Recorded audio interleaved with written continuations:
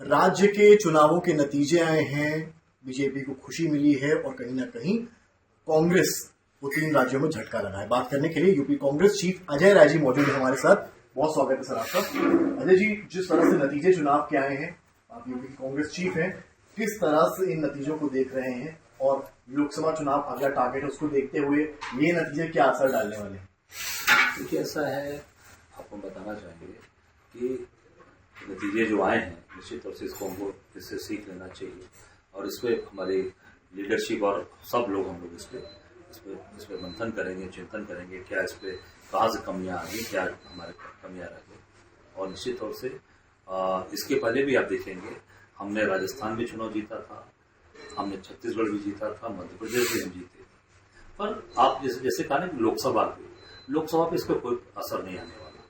हमने तीनों स्टेट जीता था और लोकसभा में तीनों स्टेट में हम कमजोर हो गए। मध्य प्रदेश में मेरे पास केवल 1 सीट रह गई थी, छिंदवाड़ा।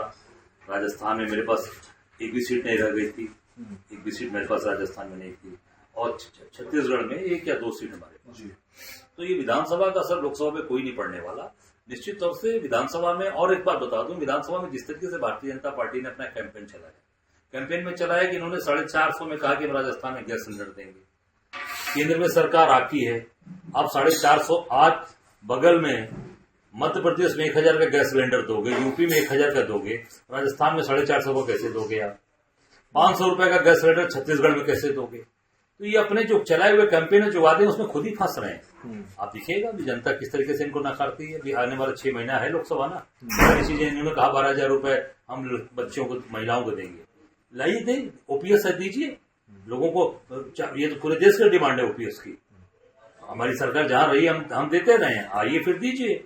ये जनता निश्चित तौर से इसका हिसाब, और जो 6 महीने के बाद लोकसभा चुनाव है, आप देखिएगा भी वही हाल होगा जो हमारे साथ हुआ था 2019 में, वही चीज भारतीय जनता पार्टी के साथ होने जाएगा। इंडिया गठबंधन आपके सहयोगी साथी समाजवादी पार्टी के तमाम नेता कह रहे हैं कि कांग्रेस को उनका अहंकार राज्यों में ले डूबा। अहंकार नहीं, हमने अपना काम किया था। हमारा जो वोट परसेंटेज है, आप अगर देखेंगे, हम हर जगह वोट परसेंटेज में हर जगह बहुत आगे हैं।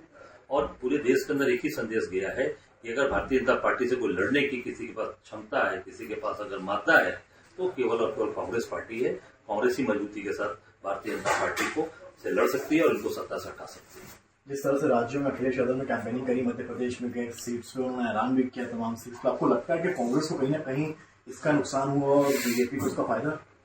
देखिए, वो वोट के हिसाब से तो घाटा मुझे नहीं लगता है कि वोट बहुत ज्यादा पा पाए, पर ये जरूर है कि एक मैसेज जो चला गया कि आपस में सारी चीजें हुआ हैं। और इन्होंने पूरे अपने परिवार को, अपनी पत्नी को भी वहां भेजा, उनकी भाई भी गई थी प्रचार करने। मैं समझता हूँ कि ये बहुत ही चिंता का विषय है कि परिवार के सारे लोग गए और वोट का बहुत ही कम मैसेज देना चाह रहे हैं। नहीं, मैसेज ये आप देख सकते हैं, उन्होंने अपना पूरी ताकत लगाई अपने कैंडिडेट को जिताने के लिए, वोट परसेंटेज बढ़ाने के लिए। और मुझे लगता है जो पिछली बार वोट परसेंटेज समाजवादी पार्टी का था, उसमें भी वोट परसेंटेज भी कम है। सपा के 1-2 नेताओं को मैं सुन रहा था लखनऊ के, कह रहे हैं कि कांग्रेस पार्टी लाइब्रेरी अमेठी बचा ले, बहुत बड़ी बात। अब वो तो समय बताएगा कि अमेठी हम जीतेंगे, लाइब्रेरी जीतेंगे, इटावा जीतेंगे, मैनपुरी जीतेंगे, क्या जीतेंगे, वो तो समय बताएगा। हम अपना इटावा मैनपुरी जीतेंगे, हाँ अपनी, वो तो हम वक्त बताएगा ना। हम पहले बात बड़बोलापन क्यों, बड़ा संदेश दे रहे हैं। नहीं, बड़बोलापन क्यों करेंगे, अपना काम कर रहे हैं। हम बनारस जीतेंगे, चंदौली जीतेंगे, बलिया जीतेंगे, तो अलग विषय। तो आपको लगता है कि वक्त का समय का इंतजार करिए, समय सारी चीजें को ठीक कर देता है। राज्य में जो चुनाव हुए हैं, जो मतलब डाउनफॉल थोड़ा सा देखा गया है आप लोगों का, उसके बाद सीट शेयरिंग जब होगी यूपी में, आपको लगता है कहीं ना कहीं पलड़ा सपा का भारी रहेगा? अब ये तो तय करेगा, राष्ट्रीय नेतृत्व तय करेगा। मेरा काम है प्रदेश में काम करना, उस पर हम लोग काम कर रहे हैं और उस पर हम लोग आगे बढ़ रहे हैं। मैंने कहा, पहले भी कहा ना कि इस चुनाव का लोकसभा पर कोई भी असर नहीं पड़ने वाला।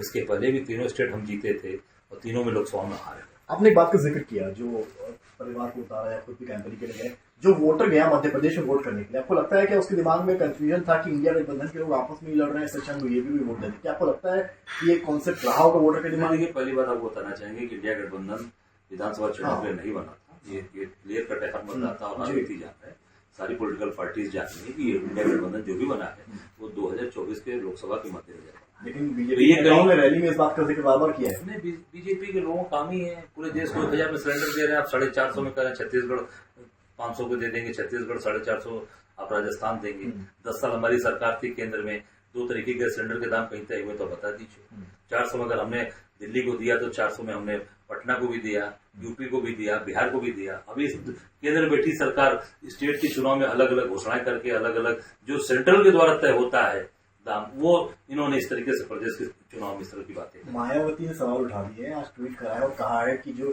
परिणाम आए हैं वो बहुत ही शॉकिंग है, हजम नहीं हो रहे।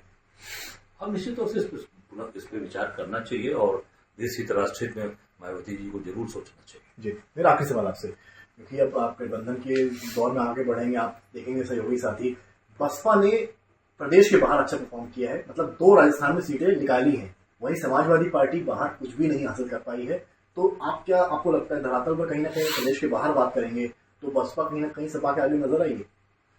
देखिए, अब ये तो उनकी अपने वोट के प्रतिशत है। मैं तो कहूँगा कि शायद मायावती जी मतलब राजस्थान में पिछली बार से कम सीटें किया है। कम आई पिछली बार इसकी चर्चा आप करिए, वो नहीं कर रहे हैं आप, पिछली बार से कम सीटें आई, पिछली बार ज्यादा इनकी सीटें।